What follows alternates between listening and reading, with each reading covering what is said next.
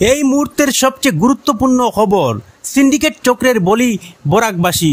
ভেঙে পড়ল শিলচর কালাইন সড়কের বাঙ্গারপাড় স্থিত হারাং নদীর উপরের সেতু। বরাক উপত্যকার মানুষের জন্য এক গভীর উদ্বেগজনক খবর। সিন্ডিকেট চক্রের দৌরাত্ম্য এবার সরাসরি বলি হলো বাঙ্গারপাড়ের হারাং নদীর উপরের সেতু। সরকারি নির্দেশিকা অনুযায়ী সেখানে 40 টনের উপরে গাড়ি পারাপারের স্পষ্ট নিষেধাজ্ঞা ছিল। সেখানে প্রতি রাতে গাড়ি প্রতি 5 থেকে 10,000 টাকা বিনিময়ে অবৈধভাবে 70 থেকে 80 টন শত শত ওভারলোড লরি পার হচ্ছিল এই সেতুর উপর দিয়ে। শেষ পর্যন্ত যা আশঙ্কা করা হচ্ছিল তাই ঘটল।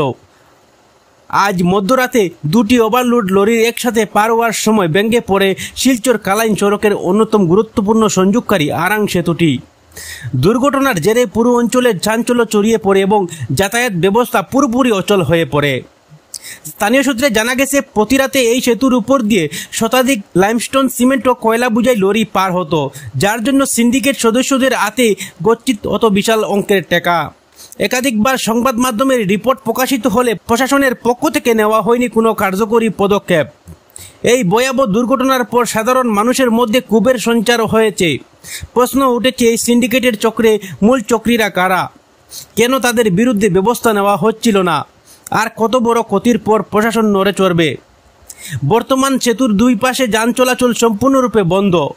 বিকল্প পথে ট্রাফিক চালানোর উদ্যোগ নেওয়া হলেও এই রাস্তাটি একেবারে সরু, খুবই ঝুঁকিপূর্ণ এবং অত্যন্ত বেহাল।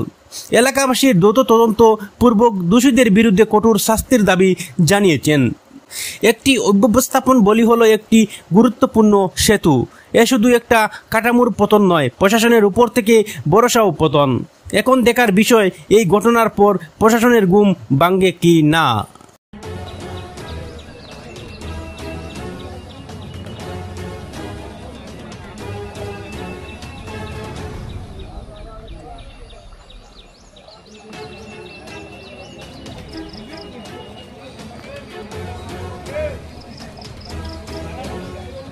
হ্যাঁ,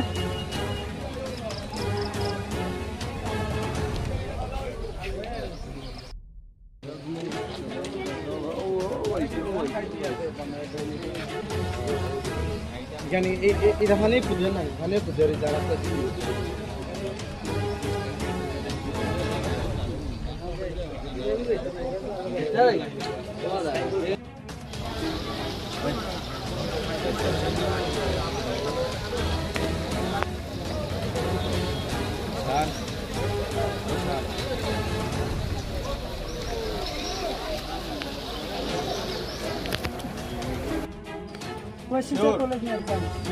Yes, sir.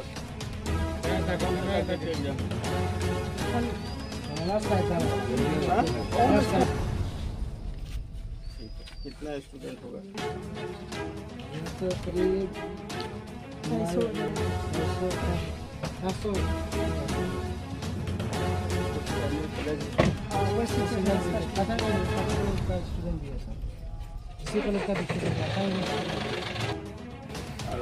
500 बनवा के और एक थानार पर आगर पर किमान गाड़ी আছে সরু গাড়ি সাইড দাম সরু গাড়ি চলে যাব দিও এই সাইডে দিও বড় খোলা হয়ে বড় গাড়ি আর বড় ডাঙর জিমান গাড়ি আছে সব দেখো সব দেখা যাবে। তো চেক করা হইছে না? না না, গাড়ির ভিতরে তো কেউ চেক করছে না। যদি ড্রাইভার হ্যান্ডিম্যান থাকে গাড়ির ভিতরে তো তার দিকদার হইব। গাড়িটা তো চেক করতে লাগছিল।